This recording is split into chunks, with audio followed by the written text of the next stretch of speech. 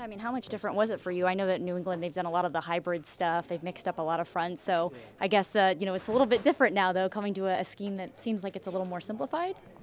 Simplified in a way, yeah, but it's also it's very. I mean, they're very particular as to where you should line up, where you should be at every position, every instant, I guess. So, it's cool. It's really good. I like it a lot.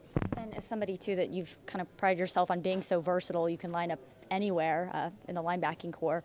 I'm sure that probably does have to be difficult then, knowing all those spots and where you need to be for every play. Right. I mean, and that carries over from New England. I pride myself on learning every position, and whether it be D-line, linebacker, safeties, everything, because you gotta know that to be a good linebacker in this league.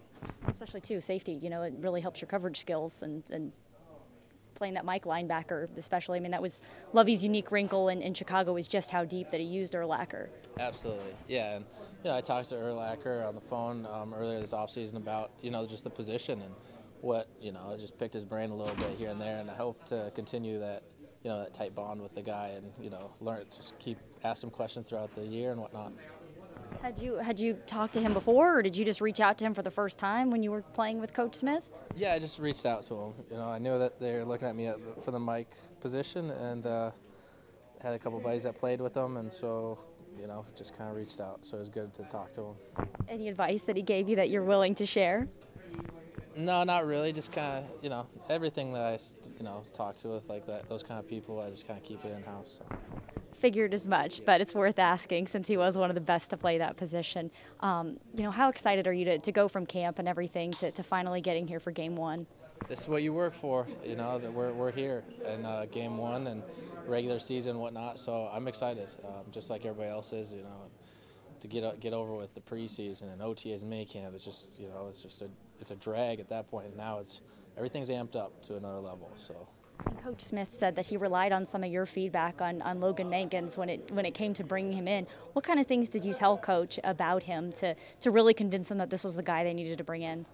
There's nothing bad you can say about the guy, and so when it came to any questions, you just speak the truth because he's an unbelievable player, unbelievable guy. He brings everything to the table that you could ask for in the locker room and on the field.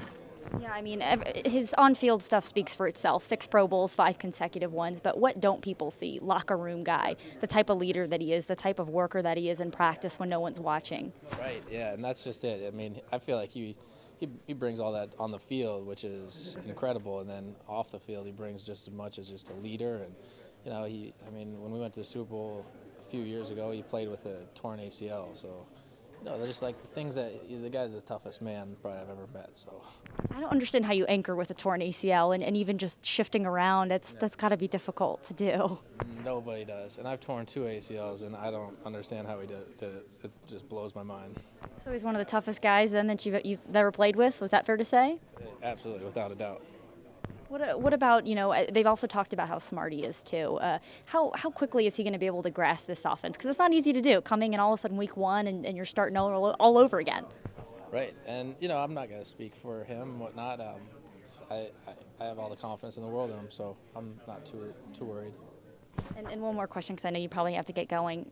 There's a particular emphasis here on special teams, and I know you kind of were a special teams rock star in New England. So, I mean, how much does it help the fact that you have a coach that really relies on you guys to be able to make some of those big plays too, and not just an offense and defense thing like so many other coaches do?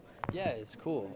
It just brings the level of everybody's importance on the team up a few notches. If you're a backup in a position, then you need to shine on special teams to really make an impact and help out the team. So.